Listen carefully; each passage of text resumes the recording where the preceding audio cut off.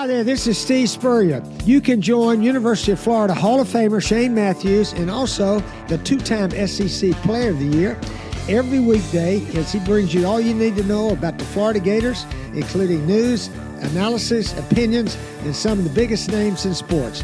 You can find him on Spotify, Apple Podcasts, Google Podcasts, or wherever you listen to your favorite podcasts. Or you can watch him live at 8 a.m. on Facebook, YouTube, or Twitter. Good morning. It's a live edition of PodUp with Matthews in the morning from the Crime Prevention Security System Studios, large enough to serve you, small enough to care. It is Friday, day before the Rebels roll into town. And it's a chilly day in Gainesville. It'll be chilly tomorrow with a noon kick. And missed it last night in the snow. I think the Browns beat the Pittsburgh Steelers. Yeah. And yeah, that's about it. We'll have JC. We'll have Edgar Thompson. Good morning, JC. You're on the Tight No More Hotline, courtesy of Comfort Tent. What's happening? Oh, it's beautiful out here, man. It's beautiful out here. It's 41 degrees. I got 6 Mississippians rolling into the house. Woke up this morning to Andy Griffith's show on the television, and Mama's back there. The mama bear is out there making biscuits. Biscuits, eggs, and I don't know if I got them any gravy, but I went and got what I could get. But yeah, it's a big day, a big weekend. I love this weather, QB, because it really makes you feel like autumn is here, winter is here rather, and hurricane season's over, and we've got Ole Miss coming to town. And you know, I tell you, I looked at these spreads, and man, I think this could be a really big weekend for all of us who partake in that sort of thing, because I love these point spreads. Whether or not they come through, I don't know. JC, how did you do last night? Well, I lost the Steelers, but I lost the under. Okay, you're 0 for 2. I had the under with the snow falling in Cleveland. So, but NC State covered. Did I take them, or did I take Georgia Tech? I think you took Georgia Tech, or did I take Georgia Tech? I took whoever you did not take, just to be different. Okay. I did take the Cleveland Browns, though. You did. And that was a good pick. I was surprised. I don't think the Steelers are as good as people think. You don't think they can score offensively, huh? Mm-mm. Yeah. Yeah. Well, Russell Wilson struggles. I mean, it's really all about that, isn't it? And yeah, they didn't get the ball in the end zone. That was a disappointing loss for Pittsburgh. Gets Baltimore back in that division after that game last night. You know, tomorrow, QB. I was thinking about these noon kickoffs, and I know for the media, a lot of the guys love it. I'm sure Edgar's going to be happy with the fact that he can beat his deadlines easily and go watch the games at night and not have to worry about working unless he wants to work. But yeah, I'm not a fan. I just wish they had these games later in the day. But complaining about it isn't going to change it. It's just the way the networks are going to do it now, and fans are just going to have to get used to it. I think Ohio State has played a noon game something like 6 weeks in a row. I don't know how those fans really feel about that, but I know one Buckeye fan who's not a fan of those noon kickoffs. So it's just what it does. Michael says on YouTube, brought to you by Quality Plumbing. Sounds like FSU is going to offer Brennan Marion the OC position. However, he's waiting to see if FAU offers him the head job down there. He's the offense. You know who that is, JC? He's an OC at tell me real quick. UNLV. Yeah. Well, listen, I think it's going to take a lot more at Florida State than to bring in UNLV's OC to fix what's wrong over there. They need players, and I think Florida's stealing a couple of them on the verbal commitment side of things. Verbal's the key. Verbal is the key. Correct. So if Mississippi comes in here and trucks Florida and wins by 2 touchdowns, are we all going to be down in the dumps again? No, I'm not. You're not. Oh, well. Why would I be down? Look. I mean, we've played better, but again, I think, like I said, I'm anxious to see how we play against, in my opinion, the best team in the league. Yeah, they're playing great. They're playing great football. I almost think, well, I'm sure they probably wish they didn't have the week off last week. Yeah, you're exactly right. Keep that rhythm going, keep that momentum.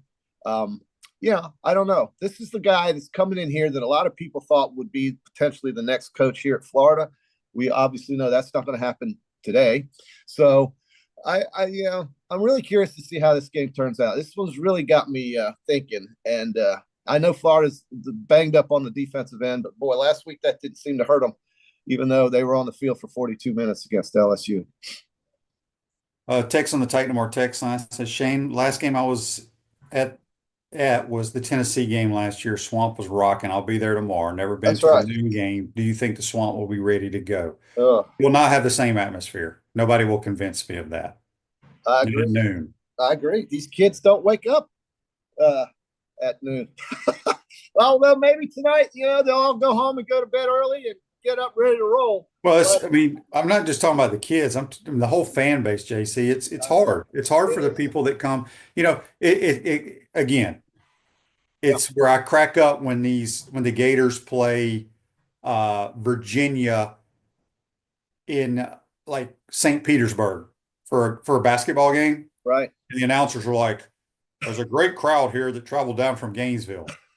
Majority of the people that go to games don't live in that city, right? That's right. It's just like whenever, they're going to say a great crowd for the people that traveled in from Oxford. There'll be about 20 people from Oxford. The other people will be from the coast, the Delta, Jackson, coming to watch the Rebels. I don't know why the announcers always think that the only fan base is in the city where the damn school is. Makes no sense to me. Does Florida have any fans in Pensacola, you think? Just a few, but I mean, think about if you were in Pensacola and you decided to come to the game and you didn't book a hotel, well, you got to get up early. I mean, it's true. Yeah. All right, real quick, I want to read this on the Facebook Live brought to you by Meldon Law. Maria says she saw Danny speak at a prayer breakfast in Clearwater. He was great. Yeah, Danny's an excellent. He's a preacher, right? Yeah. Tony says on Facebook Live brought to you by Meldon Law, I think we were overmatched tomorrow, but it's nice to think we have a chance. Yeah. Oh my God! Look, anytime that team plays, you should think they have a chance always. But yeah, I understand what he's saying. Here's what Richard says. Shane, my concerns this weekend are that Dart can run better than Nuss, and that bodes well for Florida with their history of running QBs. Does Ole Miss play more zone or man because Lagway does better against man? Ole Miss is going to do what they do. And I don't want us to play man. No, you do if not. we play man coverage, it's going to be pitch and catch and light up the scoreboard. I'm just being honest, people. But they're not stupid enough to do that, right? They're not. Right. Yeah. They're not doing that. They're not going to do that, and hopefully they can find a 4-man rush to pressure the quarterback, right? 4-man. And, and you can bring 5 and play some zone. You can have some zone blitzes and stuff, but we got to keep the ball in front of us because this is the best receiving core we'll face all year. I agree. Yeah. O'Brien wants to know if the fans are going to storm the field if they beat Ole Miss. I think no. No, I don't think that'll ever happen. They just don't. As much as Coach wants it to happen, I don't think it will happen. I know. And I meant when I said, "Are there fans in Pensacola?" Of course there are. That's what I was saying. If Florida plays in Baton Rouge, a lot of folks from Pensacola might be there. You know what I'm saying? You mean everybody that's in orange and blue is not from Gainesville? Right. That's where we're going with this, people. That's what I was saying. Yeah. And I love Pensacola. Great little town over there. How many sacks do you think Jackson Dart's going to be sacked? This Jack Brown wants to know how many sacks do you be. That was a big number last week with James and Sapp just getting after it, man. Well, 3 sacks between the two of them. I don't know. I mean, you never know. I mean, if a guy whiffs, he whiffs. But yeah, just speaking out loud here, Ole Miss has a very good offensive line, better than LSU's. Yeah. Jackson Dart is very mobile. And they love running the football. So you're not sacking anybody if they run the football, right? Yeah, anything can happen. I think we've gotten better, but we are facing the best team that we have played this year, in my opinion. It doesn't have to be your opinion or somebody else's opinion. Look, they beat. And of course, these people are telling me they lost to Kentucky and LSU, which they did. And I still think they're the best team in the league. They beat the daylights out of the Georgia Bulldogs, and remember those 2 losses they had were on the last play. That's just that doesn't mean anything. Crazy 4th down conversions. Yeah, that's what it means. And listen, they've got a chance. Everybody's complaining now about the SEC championship game. We talked about this earlier. I just think that there's no way you're going to put the loser of that game in my mind. I was thinking differently about this earlier, but the loser of that SEC championship game, whether it's Mississippi, Georgia, Alabama, Texas, or whoever else, I just can't see them not getting selected for the tournament. I just can't. So there's Text on the Titan More text line from Daryl. Good morning, guys. In honor of Shane and him being from Mississippi, I'm wearing my number 9 Gators jersey to the game. Attaboy, Daryl. Awesome, Daryl. That's Attaboy. awesome. They're gonna wear Any white NIL pants. money out of that. I didn't get any NIL money, Daryl, out of that jersey. You didn't get squatted. Send me a check. You Send me a did. check. Yeah. So white pants tomorrow with the blue shirts, and I hope. I'm one of the few that hates all blue. I hate it. That's Boise State running around out there, dude. That's exactly what it is. So Mississippi's going to have their whites and their gray pants. I meant to ask David Kellum this yesterday because my favorite is the red. Well, they can't wear red here, JC. No, but you like the red jerseys that they wear. I love the red with the gray pants. Yeah, sure. Yeah. I hope they, just so I can be excited, I hope they wear their so I can be excited. I want them to wear the old Ole Miss uniform, the gray pants, the red jersey with the red numbers, and either the Navy helmet or the powder blue helmet. That's old school Ole Miss. They could wear red and Florida wear blue. I've seen Georgia and Florida do that on the. They only do that at some. You got to get it approved at neutral site games, JC. Neutral site games. Okay. Yeah. Text on the Titan More text line. Florida struggles against a running quarterback. I look for Dart to have a big day passing, throwing, and both. I hope not. Hopefully not, but that's my take. That's Robert in Fort Myers. Thanks for the text. Yeah. Well, Mark says on YouTube, question yesterday was, where did Kiffin learn his offense? He was here in Tampa when Gruden was head coach, and another guy on the staff was Kyle Shanahan. Yeah, I said he's got a lot of West Coast principles, but he's also adapted to the up-tempo, RPO stuff. He's got a little bit of everything. Well, once they start going up to tempo, maybe somebody will fall down on the field.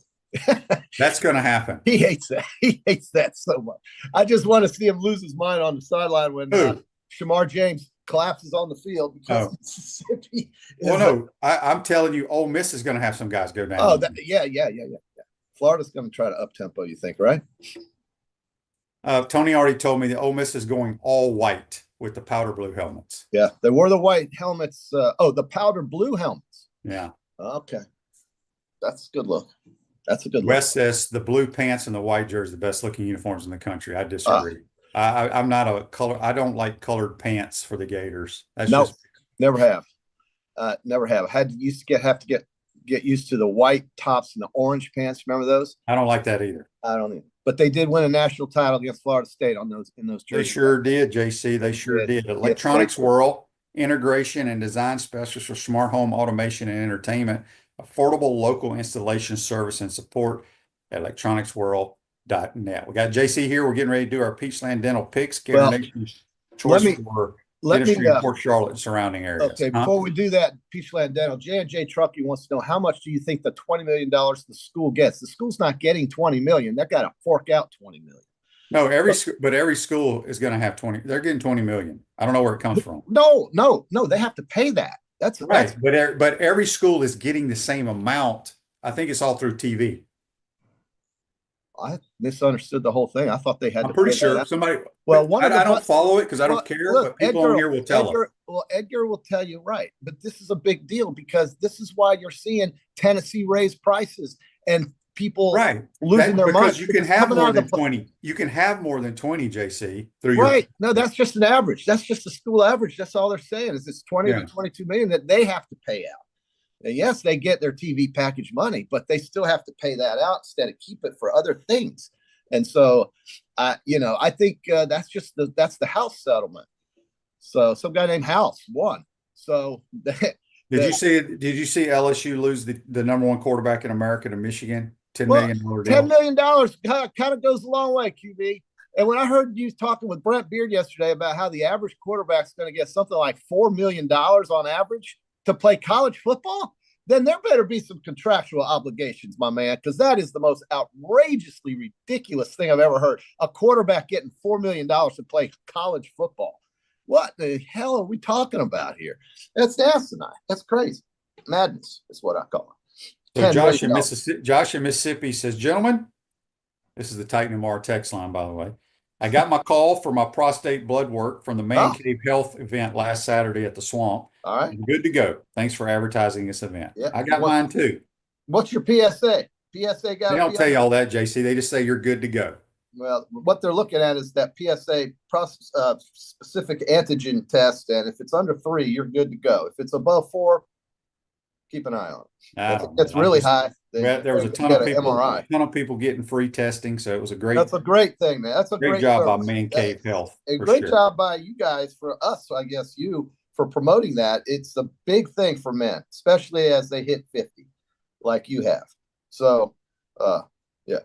Brandon wants to know what's my take on the roster size changes, scholarships, and walk-ons. Well, they're getting rid of walk-ons. I'm totally against it. I don't know why they're going to 100 scholarships, which I think is ridiculous. Yeah. Walk-ons are crucial to football programs. It gives kids to be able to dream about being part of a program, and now it's going away. Luke was a preferred walk-on of Dan Mullen. Yeah, but some of my best friends were walk-ons. Yeah. So it sucks. Yeah. All right, JC. All Let's right. do your Beachland Dental picks. You got some good ones for us? This is a big one. I've been hot lately. I've got a winning record. Well, you went 0 for 2 last night. I'm the man, though. Well, those Thursday night games is such a ridiculous. Let's talk about Saturday. Let's do that, okay? Let's go to the ACC. We're up at Charlottesville, Virginia, 32-degree day for the Ponies galloping in to Virginia, laying 9.5. That's a lot of points. I'm going to take Virginia and the points at home. Who are they playing? The Ponies. Ooh. So SMU is a 9-point favorite. 9.5 on the road in Charlottesville. It's Wow. going to be chilly up there. Very chilly. That has nothing to do with it. Okay. Just because you took Virginia, I'm taking SMU. Well, you need to, because you need to catch up. I've overtaken you. Well, I missed like a week. Penn State, you talk about chili. The rowboaters, the bow rotors, or whatever, the row the boaters. Minnesota getting 12 at home against Pennsylvania State University, who, by the way, just declared Dave McCormick as their senator, as Bob Casey has conceded the senatorial race that they've taken 2 weeks after the election to count. Congratulations, Dave McCormick. Congratulations, Keystone State. Pennsylvania came through big, and they are on the road playing Minnesota, the bluest state in America. Plus 12, the Golden Gophers in Minneapolis. It's the Liberals against the Reds. What time is this game? Yeah. I mean, because if you want to take a nap, turn You this wanna take joker a nap? on. Holy smokes. I'm going to take the nap. This game right here will put you to sleep. Well, those Big Ten games have a tendency to do that, especially early in the day. My God, I'm going to take row the boat. 3:30. They're going to lose, but I'll take them getting the points at home. That's a lot. I think I'm going to side with you there. Although this is the kind of game where Pennsylvania State has a tendency to blow your ass out. They can't beat anybody of note, but they can blow out these mediocre Big Ten teams. They always do. Here's another team that's still alive, believe it or not, for the Big 12, and they would be Arizona State. Sun Devils, Sparky getting 3 points. Laying 3 points against the BYU Cougars, taking their first loss last week. Arizona State -3. BYU looking to get off the schneid as they lost last week to Kansas. Here comes BYU, still alive in the Big 12, but it's that home game at Tempe, Arizona. It's down there in Sun Devil State. That's right. I'm going to go with the Kenny Sun Devils Dillingham. in one of the beautiful settings in all of college football. Oh, right there in the mountains in Tempe. Kenny Dillingham has done a spectacular job with that program that was on the mat. I think BYU bounces back. I'm rooting for Arizona State. That's a program that used to be a very good winning program, but they've hit hard times. But they have come back. They've won 8 games under Kenny Dillingham this year. How about Kansas? They've won a couple in a row. They're playing well. Jalen Daniels, their quarterback, has come alive. They got Dion. Here comes Colorado. This is a playoff game. That's all you can say about it. Nobody who can tell me that these playoffs make these regular season games boring is right about that. They make the regular season games even better. And here we have a playoff game between Colorado and Kansas. Basically, for Colorado's sake, it's a playoff game. Kansas is trying to get bowl eligible. They need to win this week and next week and go 6-6, but they're playing better than a 4-6 team is.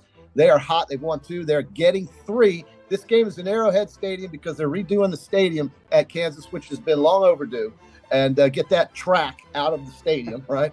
That's the most ridiculous looking thing. It's a high school, but they're working on it. And here comes Shador and Travis Hunter, who everybody's just basically handed the Heisman Trophy to. So Colorado and Kansas. And Shador, and by the way, Travis Hunter said, I'm playing both sides in the NFL too. Not sure about that, but I kind of doubt that. Actually, I really doubt that, but he said that ain't happening. Yeah. Colorado's laying 3 though. I tell you what, Kansas. Give me the rock chalk Jayhawk. Yeah, at Arrowhead Stadium, man, they're playing great. They've blown out Iowa State and they beat BYU last 2 weeks. But Colorado right now, I think, has something really magic happening. I love Sanders. I think he's a very good passing quarterback, and they're hot. Very good. Yeah, very good. Their defense has gotten better. I'm taking Colorado. Here's a great game. This is a great game. Notre Dame and Army in Yankee Stadium in the Bronx, New York. You think it's going to snow? I hope so. I want it to be ugly up there, and I want the Army to just run the ball right through Notre Dame, right down Notre Dame's throat, so we can quit talking about Notre Dame in the playoffs. If Army wins this game, they put themselves in position for the playoffs. Again, we have a playoff game today or tomorrow in Yankee Stadium between the. Now, here's the thing: Navy got blown out. Everybody thought they could hang with Notre Dame. The athletes just took over. Are we going to see more of that kind of thing, or are we going to see Army, who I think runs the ball better with Bryson Daly, a much better quarterback than what the Navy presents in my mind, and stay close to within 14 points? And my answer is going to be no. So I'm taking. I hate doing it. No, I'm not doing it. I can't do it. I'm taking Army. I've got to just suffer with the Black Knights of the Hudson. Notre Dame's probably going to blow them out, but Notre Dame probably is going to blow them out. But I'm going to root like hell against them. Right. So what time is this game, JC? This game is I think it's an evening kick. I'll get you that. It is 7:00, so you'll be able to watch that along with some of the other night games over here at the house with Kyle and the Mississippians. We'll have that one on for sure. All right, I will. I think Notre Dame's going to win big, but I'm going to take the Cadets. Root for the Black Knights of the Hudson because they still are undefeated. They win this game, they are in the playoff conversation, and they may get a vote if they beat Navy over Boise State to represent the group of 5 in the playoffs. All right, we go to the SEC now. Oh, no, we don't. Wait, got one more game. Big game. Everybody's talking about it. Indiana, Ohio State, Columbus, noon kickoff. Big noon. They hate it. But minus 10.5, man. Everybody is saying Indiana just has to look good in this game and not get blown out. I'm telling you, Ohio State is not the team that C.J. Stroud and Marvin Harrison played on. They're not as good as that team. And Ohio State can be taken. And I'm going to take Indiana just to keep it close inside of 10 points. I'm going to take the Hoosiers. Give me the Hoosiers. I'll take the Buckeyes. Yeah, that's a pretty obvious pick. A lot of folks think it is. But I still don't think Ohio State's as good as some of them. Indiana's a great story, JC. But the Mighty Gators might be, I don't know, the Gators could be undefeated or 8-2 with their record. Yeah. It was really only a couple games that Florida was really out of, and that right. 3. But I mean when you really look at Indiana's you could say they beat Michigan. Michigan's way down, but other than that, they've beaten nobody. But that's not their fault. It's a great story, though. It's a great story. They play their schedule. Signetti now signed for an 8-year extension. He's got money now coming his way to give to assistant coaches. It's a tremendous story. Indiana football is alive. Rodney says, why don't y'all just play Christmas music instead of this weird music? I don't even know. We don't hear the music. I love the music, Zach. You're doing a good job. It's the NFL Films music, you guys. Come on. Well, then Rodney must be a young kid. Put on John Facenda, look him up on Google, YouTube, and listen to the greatness when they show the Raiders and the Steelers in the 70s, Kenny Stabler and Terry Bradshaw. You listen to that music, and you'll love and get a feel for football. Okay, Vandy and LSU in Baton Rouge. These Cajuns are pissed. They want Brian Kelly's head. The problem for LSU fans is that they don't have $60 million to buy him out. They don't have it. So Vanderbilt, they're not going to give their entire TV allotment to buy out this coach. It's not happening. And it costs more than $60 million, actually. So Vandy is going to be rolling in there with their Diego Pavia and, all their enthusiasm for Vanderbilt football. Playing in Baton Rouge at night, LSU fans are not happy. I'm thinking Vandy's going to stay within 7.5 points because I watched LSU last week and they can be had. We know that. Yeah, I like the commodes in this game. You like Vanderbilt too? Okay. I do. All right, Texas A&M at Auburn. Watch out, scary game for Texas A&M. Watch out because Texas is next week. You don't want to get caught looking ahead. Auburn is kind of playing a little better, and defensively, Auburn's pretty salty. They're getting 2.5 points. I don't think it's enough. I like Texas A&M though. Yeah, this is an interesting line. I'm going to pull for A&M. I'll Yeah. take them because I want the game to be enormous next week. Yeah, well, right. I mean, my God, those two schools. Could you imagine what that's going to cost to get in that ballpark? No, it's going to be 4 digits to sit up high. I mean, just to sit up high. They've been waiting for this game for decades, and they're going to get it next week. But they've still got business to tend to. If Texas A&M loses to Auburn, I think that's going to really hurt them in the rankings because they're not in the top. It will, but I think, because then they'll have 2 losses in the conference, and then you got crazy tiebreakers to see who goes. Obviously, Texas wins the game, they go. But if A&M with 2 losses beats Texas and then they have 2 losses, we talked about the tiebreaker more. I ain't smart enough to figure it out. I heard Pat Forty, I think his name is Pat Forty, Sports Illustrated, whatever. He was saying if Alabama beats Oklahoma and Auburn, and Texas and the Texas A&M winner have 1 loss going into that game, that'll be your matchup. I don't want to play in the SEC championship game, frankly, but as an Alabama fan, when you've won it 27 times, it's not a big deal.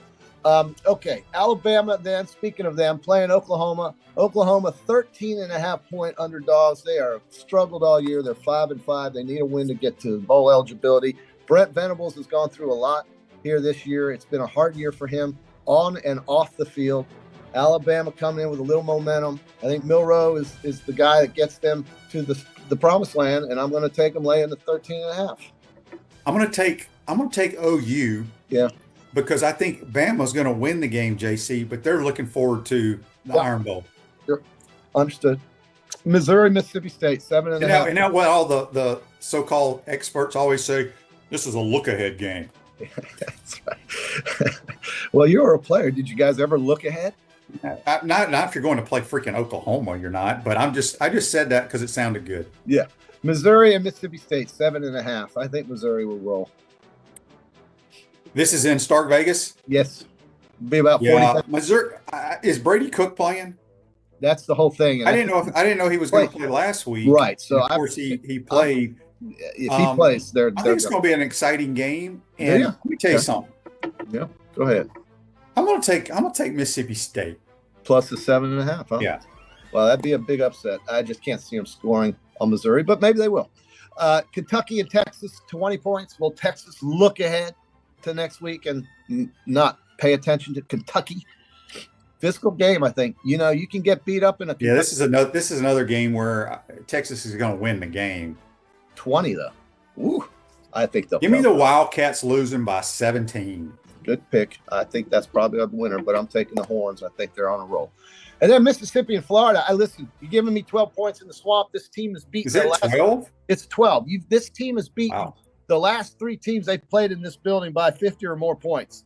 They love playing in Gainesville. Now, if this game was at 7:30, I'd really feel confident about the 12-point spread.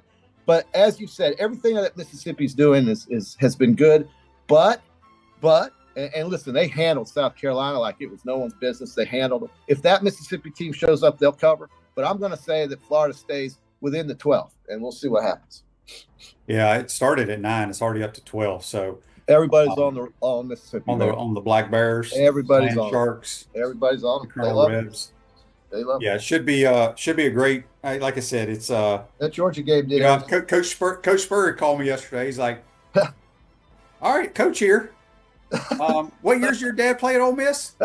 At 64 through 68, Coach. He goes, "Oh, we played against them," and then he gives me a damn rundown of the score of the game here and the game there. Yes. And he's like, I only coached against Ole Miss 2 times. I don't understand why we don't play them more. Okay, gotta go. All right. I didn't even get a word in. God bless him. Well, he'll be out there at the restaurant tonight. I think my guests are taking to Spurrier's tonight. We'll be there, and it'll be a lot of fun. All right, so that's what you have on the Peachland Dental Picks contest. And, let's see what happens. I really hope that Indiana stays close to Ohio State. I hope that Penn State loses. I hope that so many weird things happen tomorrow. Army stays and beats Notre Dame would be just wonderful. Vanderbilt beating LSU would be tremendous. I think Colorado is on a mission. They're tough. And Arizona State with 8 wins under Kenny Dillingham is a great story that nobody's talking about. Yes. But they are 8-2. So that's a hell of a job done at Arizona State. It's been a very down program for a long time. Love to see them do well as they now play in the Big 12. So big weekend. It's hard for me to believe, QB. I remember saying this in July when we were counting down the days to kickoff. I said, before you know it, you're going to wake up and you're going to snap your fingers, and all of a sudden it's going to be over. And but goes by fast. Gosh, it goes by fast. Sure. All right, JC. All right, we'll see you, my friend. We're going to get to Edgar Thompson and talk Go some real football. That's Gators. JC with his dance. Let's go. We're going to take a quick timeout. When we come back, we'll be joined by Edgar Thompson from the Orlando Sentinel. You're watching and listening. PodUp with Matthews in the morning from the Crime Prevention Security System Studios. We'll be right back. Premium sponsors are Campus USA Credit Union, Crime Prevention Security Systems, Titan MRI, Meldon Law, QC Kinetics, UF Health Orthopedics and Sports Medicine Institute, Dave & Buster's.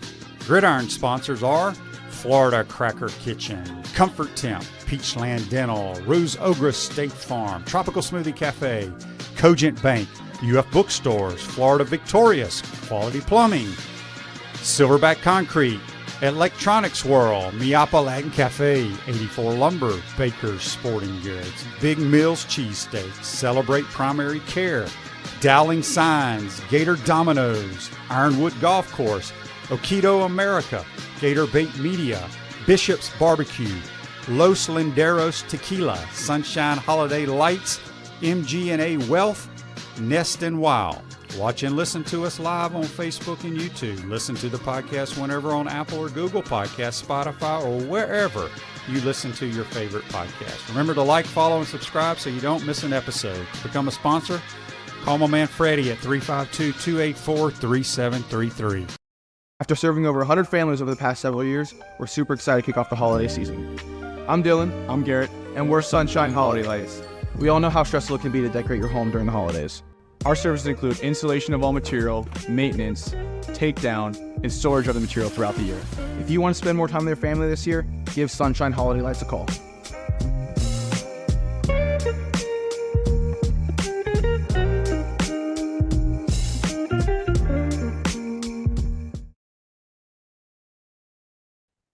Welcome back to the Crime Prevention Security System Studios, large enough to serve you, small enough to care. Miapa Latin Cafe. Discover the ultimate Cuban culinary experience at Miapa Latin Cafe with 5 locations in Gainesville and Alachua. You're never far from the best Cuban food north of Miami. Back to the Titan MR hotline, courtesy of Comfort Temp. It's our man, Edgar Thompson from the Orlando Sentinel, who is planning to go duck hunting today, it looks like, with his camo sweater. What's up, my friend? This thing's warm. And my house isn't. You know, these older houses in Gainesville, you walk outside, like I'll walk outside in a couple hours and be like, man, it's nice out here. My house is freezing. Yeah. All right, real quick before we jump into this game, Edgar, JC and I were talking, okay, next year, revenue sharing, the $20 million that each school can pay out of the athletic association's bank account to athletes. That money has to be raised, or they use it from the TV revenue. Where's that money coming from? I mean, look, I think there's still a lot to be determined. Okay. This is out of their budget. This isn't like, I mean, they can raise it through donors. Okay. Which is the goal, I think. I mean, it will come from TV revenue, which is going to continue to increase with the 12-team playoff. There's going to be more in the kitty. If 4 SEC teams get in, that's going to be more money than just if one got in, right? As it's been the case. I think there's been 2 a couple of times or once or whatever. But yeah, it's significant that those paychecks. So, yeah, it's another bill for UAA, and it's going to require efficiency. It's funny, I read a quote, and you know me, I like to go on tangents, but there's a quote from Scott Strickland I thought was pretty telling from Destin about a forensic kind of, he didn't say forensic, but there's going to be a strict accounting of how they do things. Here, I'm pulling it up, but because it kind of puts pressure on Billy's plans, everyone's plans, but this Army that we've talked about, right? That you're such a fan of. Yeah. Um, So basically, we really don't know yet. Well, here's what I'll say. Let me read this, please. They're going to be hard decisions. We're all gonna rip open, do a total autopsy of every part of our program. Okay. Then he goes on to say, and I wrote, Napier has around 60 people on staff, along with 10 assistant coaches. If you look at it from just a revenue place by having another coach, another analyst, does it grow our revenue number? I don't think it does. That's from Scott Strickland in late May. So it tells me there's changes going to come to structuring the Army, for example. It's just like this Elon Vivek thing that Trump's talking about, right? Come in, efficiency, government efficiency. I was just listening to C-SPAN right now. This guy, openbook.com. It's government spending, getting a handle on it, what's really being spent, the overlap, the waste. They're going to have to figure that out at UF because this is a big bill that yeah. people didn't see coming 2 years ago now. And now they know it's coming. April 7th, I think, is it's going to be signed off on, and then it's going into place. And they're going to have to pay athletes and get them under contract. And then there's this whole thing. I was listening to the College Football Inquirer podcast with Wetzel, Forty, and Ross Dellinger. I encourage people to listen to that because Ross Dellinger is the wonk on this stuff, right? He's into it. And he's talking about how people are going to try to get ahead on this stuff. Pay kids a bunch now because you're not going to be able to pay them as much. NIL is going to change. You're going to have to show like an accounting of anything over like $600. You're going to have to prove this is like actual NIL and not just pay for play. So it's going to be very complicated and a lot of things yet to be determined. And Billy's talking about the roster limits, right? They're going to do all that. We can get into that in a second. But he's like, we need some answers. We don't have any clarity right now. We don't even know how this is going to work. And it's coming fast. Yeah. Just so people know that 20 million will be like legally that the UAA can dish out to athletes. And yes, for that, they couldn't. So you had to do it through NIL. We still will have the collective or the Florida Victorious portion of it as well, but there's still a lot to be learned for sure. Rodney's question for you on Facebook Live brought to you by Mount Law. When are the Gators hiring a general manager? it was asked actually on Wednesday night. Graham Hall, 247, a guest on here, I know from time to time. He asked Billy about it. It's definitely going to happen. He says they're already equipped to do what needs to be done there right now. They already kind of have the apparatus in place to handle these issues, but it sounds to me like he definitely wants someone to come in. He talked about like the cap, and this is going to get very NFL-ish. But except for the fact, Shane, and you played in the NFL and you know how it is, there's, contracts in the NFL, right? Right. Yep. This is like you have to be under contract for 3 years or 4 years or whatever. You can't just leave year to year. He's like, we have a cap, we have contracts, we have negotiation, we have a strategy about how to distribute those funds. It's a major math puzzle, right? He goes, it was much easier when you had 25 hard cap of each signing class, 85 scholarships. Now they're an 8-digit, budget to pay for a roster. You're 13 million, I think, is what he maybe hinted at this roster cost. And Ohio State is what, 20? So they need to they want to get someone here. They're going to build a front office in the next couple of months, he said. Its primary purpose is to manage that huge math problem. There's a ton of strategy around that. Then he goes, I'm looking forward to it, which, he's taking on the challenge. He's not shying away from it, but it's going to be one. Yeah, Joseph says on Facebook Live, brought to you by Mel Law, Mark Hockey did a terrible job. He didn't get fired. He just got reassigned to a new duty. That's just one example of the fat that can be trimmed off this staff. I think you'll see a lot of that. I think they're going to make some changes in that department. A lot of those analysts. Don't you agree with that, Edgar? I'm hearing, yes. It could be double-digit changes. Yeah. Reggie says Emmitt Smith wants to get involved. Find him a spot. Does he? He wore a I've, Texas I've A&M never, I've jersey never out of heard the that swamp. at all. Yeah, I mean, I don't know what he's going to do from Dallas. So anyway, all right, enough of that. Let's talk about this game. Edgar, looks like the Gators are somewhat healthier than they were last week, according to the injury report going into this game. Huge No challenge here. pup though, no cornerback. Well, Is you're right, Devin Moore right. in there? Say it Devin again. was Devin on there or not?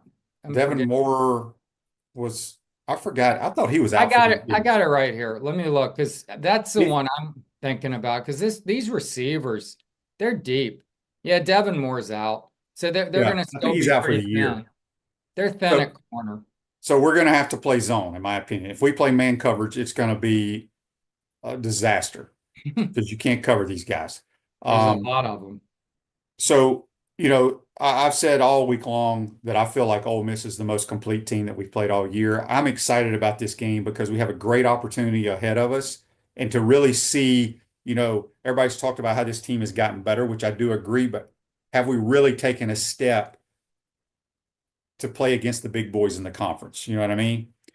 Just your thoughts going into this. DJ feeling better? Did he talk to the media at all this week? We've talked to him twice this season, but hey, it's 2 more times than true freshmen were speaking a year ago, so not going to complain. But he handled. I'll tell you this: DJ's second time speaking to us, he already was a ton better. This He's guy good, learns. man. He learns quickly Yeah. on the field and off the field. So yeah, he's. I'm sure he's feeling somewhat better. It's just kind of the course of healing. But is he going to be effective running the ball? I'll tell you, Mark Long, my colleague and cohort on a podcast I do for the Sentinel we do together, is he made a great point the other day that DJ Lagway's lack of run threat, and this was something I used to push back when people always criticized Anthony, who certainly earned some criticism in ways, but Anthony's ability to run the football and the threat of his ability to run the football, that 2022 team was one of the best running teams in the nation. Yards per carry, they were over 6 for much of that year. That Las Vegas ball distorted what they really did as a running team. DJ Lagway's inability to run the other day, they didn't run the ball well at all. Until that ball run and that one Jacoby Jackson run on the first scoring drive, sandwiched between those 2 great throws. Remember the teardrop to DK and then the back shoulder, that 20-yard run. Other than those, they had 15 carries for 38 yards. So they're going to have to run the football better.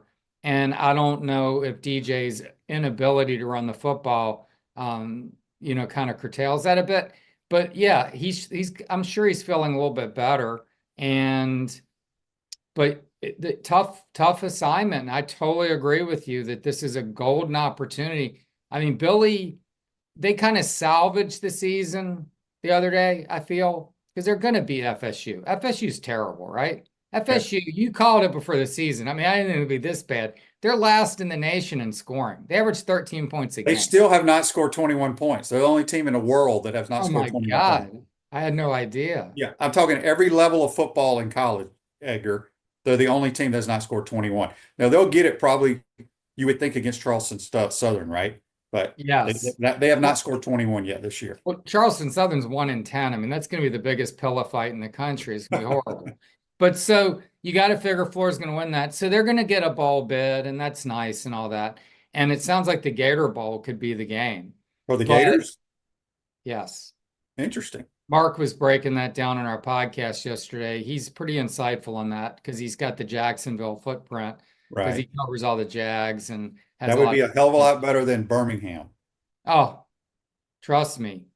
I wonder if we'll even travel if it isn't an in-state game because it's just such a low-tier bowl and it's a lot of money to go to these things. Mm-hmm. So anyhow, we didn't go to Vegas last year or 2 years ago. Anyhow, no, this is a golden opportunity, as you're saying, and you win a game like this, and then it's really a statement. And because LSU is dysfunctional, disarray. I mean, Brian Kelly's screaming at his players and getting yelled at by a player. Did you see the video of Kyron Lacey yelling at Kelly? Yeah. I mean, he was like scared. I mean, this guy's like coming at him. So that's a dysfunctional team that didn't play well and collapsed really in the second half. So this is a legit test.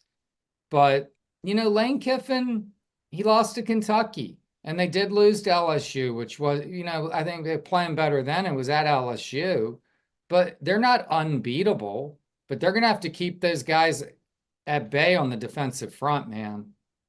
Yeah. Yeah. For sprains, strains, and minor fractures, UF Health Ortho Care makes it convenient for you 7 days a week, including evenings. Walk-ins are welcome. That's UF Health Orthopedics and Sports Medicine.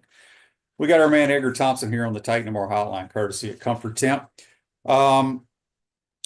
So we got a couple of texts here, Edgar. I feel like we ask you this every week. We appreciate all the texts from everybody.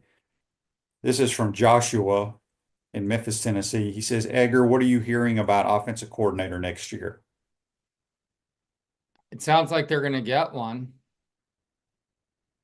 But again, I sometimes wonder, Shane, if we're all just living in an echo chamber, right? We hear something, someone hears something, someone we know who we think knows stuff hears something, it gets out, and we're all just hearing the same thing suddenly and assuming. So time will tell, but that's what we're hearing. What do you think of the passing game concepts? You understand that much better than I. Their run game concepts seem good, right? Sound effective. What do you think of the passing game concepts? Because someone was criticizing those to me.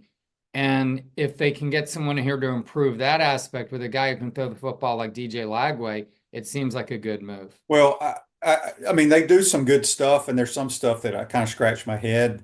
We don't do a lot of basic, like where you start on day one when you install. We don't run a lot of just easy completion type stuff. But I don't think we throw it enough to be able to, like, well, what Billy's whole offense, from what I've seen, is we want to establish the run, right? We play these two tight ends a lot, 11 personnel or 12 personnel, run the football, and then try to get that extra guy in the box. And then now they're in man, and we hit those deep crossers or those deep posts, right? That's our number one play. Play action, hit a deep cross. We did it with Badger the other day.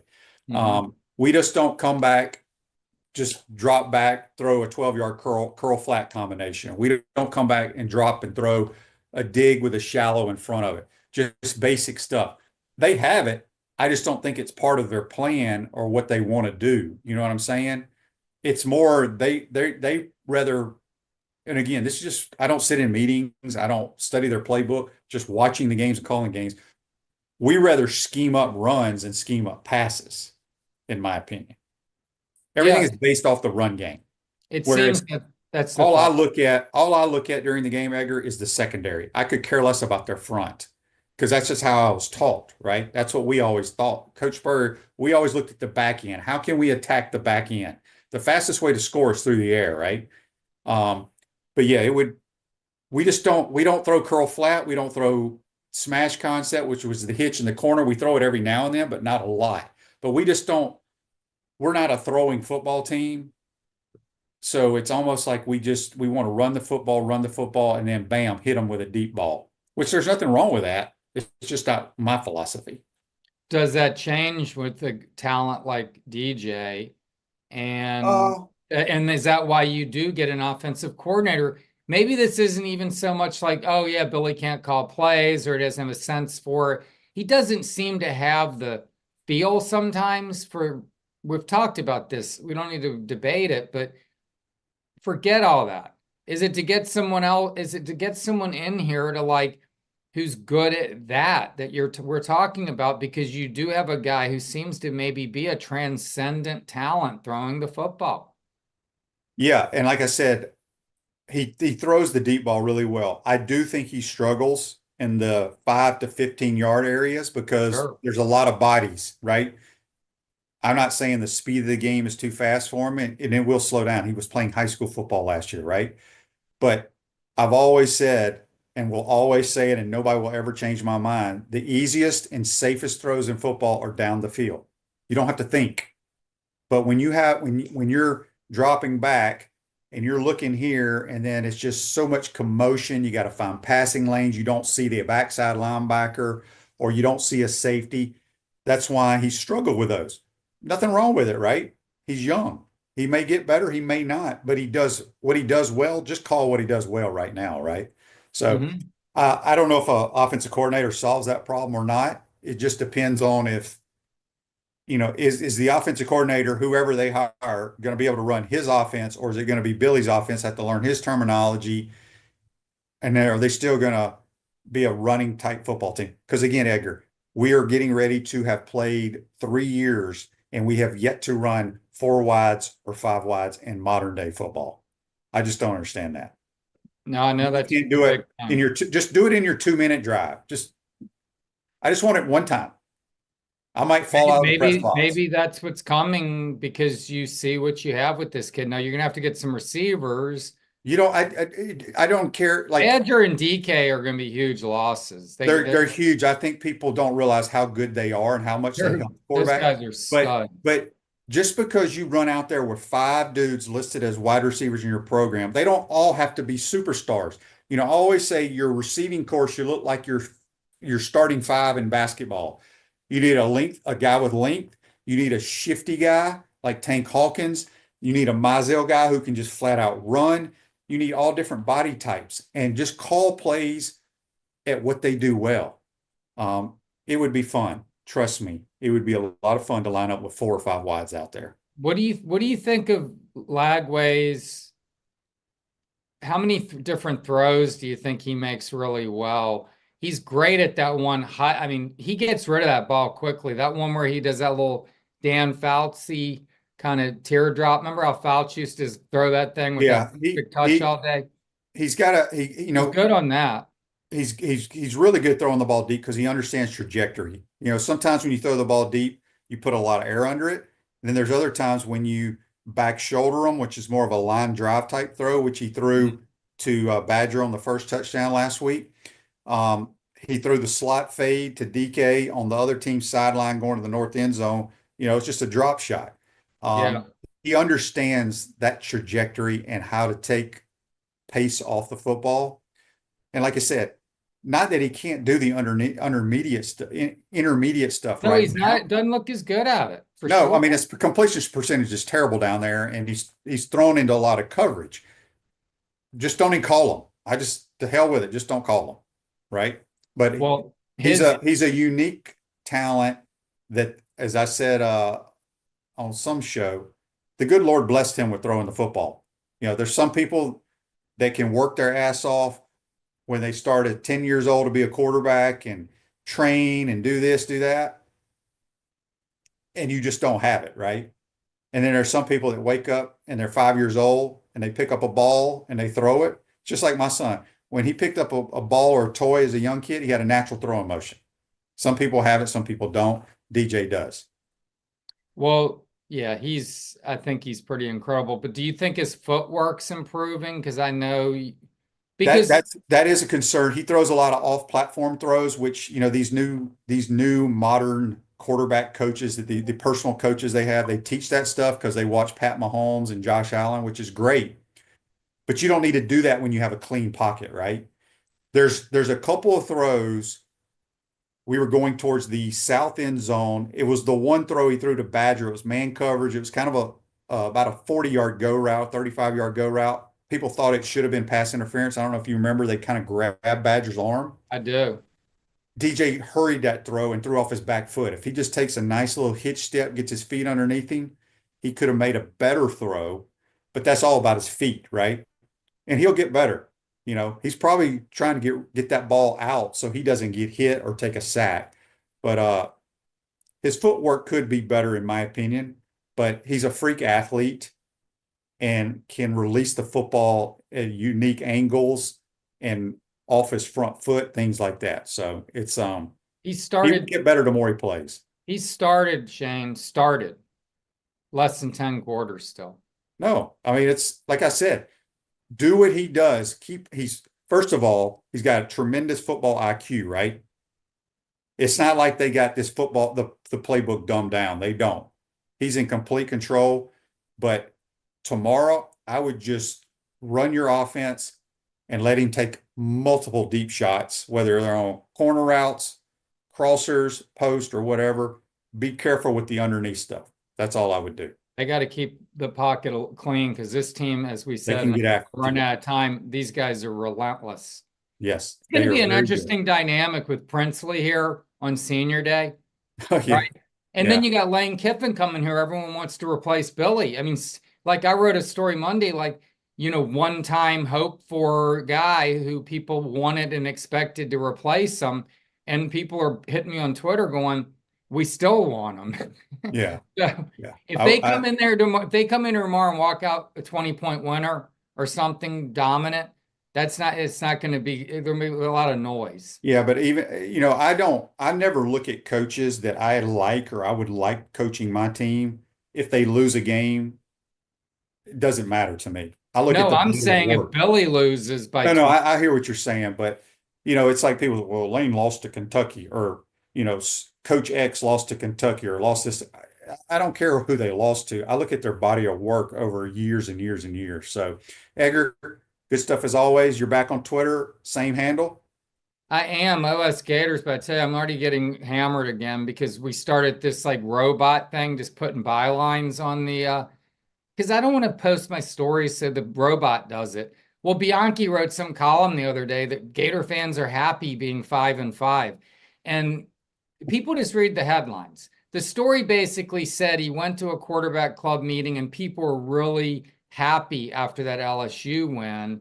And it's been such a slog and tough 4 seasons that something like that gave them hope and they're uplifted, you know, after this. So they are kind of buying in a little bit more maybe on Billy suddenly. We'll see. Tomorrow's going to determine that buy-in a lot more because if they play him tough or upset him, I think people are going to be ecstatic. Yep, be a good way to move into the FSU and the all-season bowl game and all that. Edgar, good stuff as always, my friend. Thank you. Enjoy duck hunting today. See you, man. That's Edgar Thompson. Join us on the Titan Tomorrow Hotline, courtesy of Comfort Temp. Silverback Concrete builds firm foundations for generations. You stand on it. We stand by it. We'll recap everything on Monday, folks. Have a great weekend. We'll see you then. Take care.